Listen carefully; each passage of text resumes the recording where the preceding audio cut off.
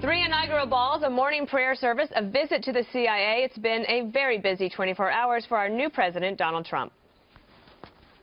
From this day forward, a new vision will govern our land.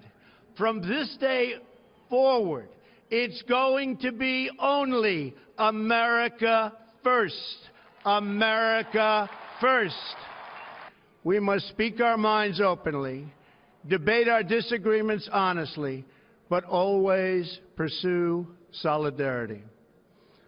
When America is united, America is totally unstoppable. We're all good people. Whether you're a Republican or Democrat, doesn't make any difference. We're going to get along. We're not playing games. The work begins. I want to thank everybody. We love you. We're going to be working for you, and we're going to be producing results. Let me ask you, should I keep the Twitter going or not? Keep it going? I think so. President Trump promised to hit the ground running on day one, and he did. Starting last night, within hours of taking office, he signed an executive order aimed at rolling back Obamacare. Today, on his first full day as president, he paid a visit to one of the agencies he sharply criticized in the run-up to the inauguration, the CIA. There is nobody that feels stronger about the intelligence community and the CIA than Donald Trump. I am with you 1,000%. And the reason you're my first stop is that, as you know, I have a running war with the media. They are among the most dishonest human beings on earth. They sort of made it sound like I had a feud with the intelligence community. And I just want to let you know, the reason you're number one stop, it is exactly the opposite. I love you. I respect you. There's nobody I respect more. You're going to do a fantastic job. And we're going to start winning again, and you're going to be leading the charge. All right, so, Greg, after all of those tweets that went back and forth, mostly, I think, aimed at the political appointees of the Obama administration over at the CIA, that was his first stop, and he said they're going to be back so much they're going to be begged.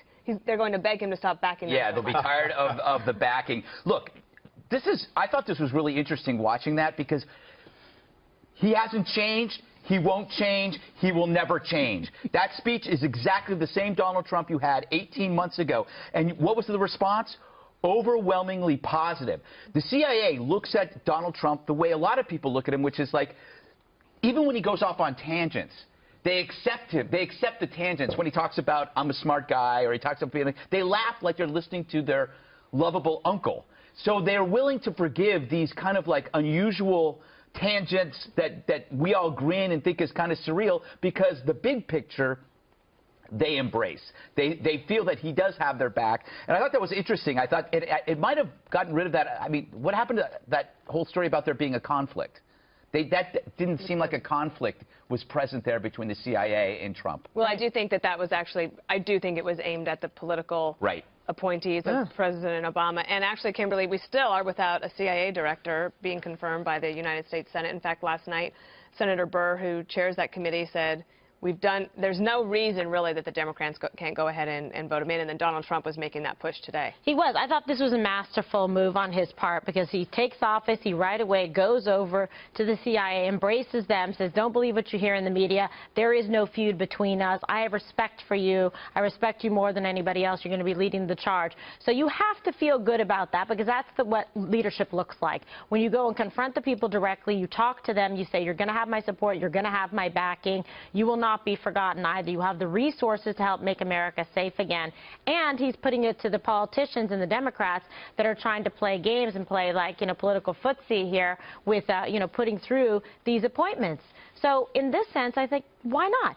Go. Maybe it's not done before. Doesn't matter. Go there directly. Make your case. The American people can hear it, too. And then it just makes the Democrats, in my opinion, look foolish for not putting him through. And he praised his pick. Eric, can I play this soundbite of Donald Trump talking about ISIS? He's going to need the CIA to help him in that fight, and he talked about it specifically today. We've been fighting these wars for longer than any wars we've ever fought. We have not used the real abilities that we have. We've been restrained. We have to get rid of ISIS. We have to get rid of ISIS. We have no choice. Radical Islamic terrorism and I said it yesterday, has to be eradicated, just off the face of the earth. But we're going to end it. It's time. It's time right now to end it. Eric, I got the feeling that the reason they were applauding is that they are chomping at the bit because they want to do more and they feel like they've been restrained. Yeah, for me, it's uplifting. First of all, Trump showing up at the CIA on his first day, probably to bury the hatchet, so to speak, and say whatever was going on, let's clear the air. I'm behind you. You're going to get so much backing, you're going to be sick of the backing, as you point out. But it's nice to see a commander-in-chief who respects, honors, and appreciates the men and women who keep us safe, whether it's military, intelligence community, or law enforcement for that matter. And he has been that guy straight through. Yes, he did have a dust-up with the political appointees, as you point out. But versus... You know, that's a conservative viewpoint, what he just portrayed right there. We're behind you, CIA, do what you got to do, versus the liberal elites, the former president, who've kind of handcuffed all of those, the agencies, the law enforcement, the military, rules of engagement, whatnot. Portray them as criminals. Not defending them in international courts. So they couldn't be aggressive. I think that was a signal to everyone who's defending us and keeping us safe. Hey, you know, go out and get the bad guys. Let's do what we have to do to make the world safe again, especially America safe. What do you think of that characterization, Geraldo? Well, I think that because we love him, we are willing to ignore the last 3 months of history. It is phenomenal to me how what was the topic of countless stories with the feud, and I don't believe the intelligence agencies, and I know more than they do, and who says it was the Russians, could have been some fat kid in his mother's basement, this and that. It went on and on and on, and today was a remediation of that. You know, I love the guy. Godspeed, POTUS 45. I'm 100% behind you. I was so proud to congratulate you on the phone last night.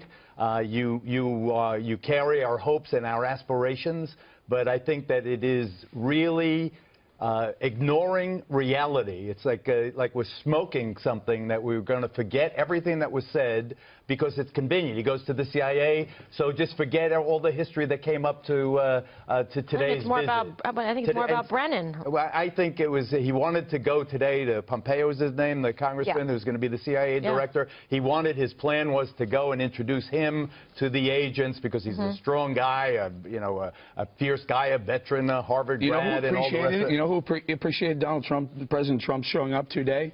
The CIA. Standing ovations, the room, applauding him aggressively. He's a movie star. Yeah, but guess what? They're also tired of Brennan. They call him Comrade Brennan, just so you know. Well, all I know is that he probably had some severe traffic jams, even for the president getting there, because we're burying the lead, the biggest day of protest we are going to get to that in the history of the nation. Words have impact. Yep. You can support a guy and love a guy and hope for his success, because his success is our success, but we can't rewrite history. We're going to get to those protests in upcoming blocks, and we are also awaiting a press conference by new White House Press Secretary Sean Spicer. He said he'd be speaking around 5 o'clock, so we will bring that to you live as it comes. The other thing that happened today, Greg, is something that's sort of pro forma, I would suggest, is that the world leaders start to call and to offer their congratulations and to maybe put a little marker down. The two that we know about today that he spoke to, President Enrique Peña Nieto of Mexico and also Canadian Prime Minister Justin Trudeau, both asking him to keep open line of communication and that trade is really important, so let's keep our eye on the ball there, is what they were saying to him. Well, that's good. Yeah, I'm happy with it. Sounded positive. Yeah, I mean, you got the guys up north, you guys got the guys down south. They're your neighbors in case you need a rake. Or eggs. Or eggs. What else? Cup of sugar. A wall. A spot of tea. NAFTA. Yes, there you go. It's all about NAFTA. Yeah, of course, absolutely sure, right. Yeah. Absolutely right. That's a wise phone call. It should have been the first phone call, you could argue. And Trudeau. By the way, Trudeau, I hear, is having a little bit of price up for, 2 years? He's going to be re-elected in 2 years? Yeah, you know what? He's having a little bit of problems. problem. You might run against him, the dude from Shark Tank. What's his name? Neil, Captain Happy. Kevin O'Neill. What's his name? What have we started? I don't know. All right, In America. Way off topic now. Yeah. And then President Trump is going to meet with British Prime Minister Theresa May, and that will be her first visit since she took That'll over. be very I'm excited for that. I'm very excited. A lot of people were talking about that yesterday. Your hubby is too. from Atlanta. Yes, he is British. Get the inside true. skinny.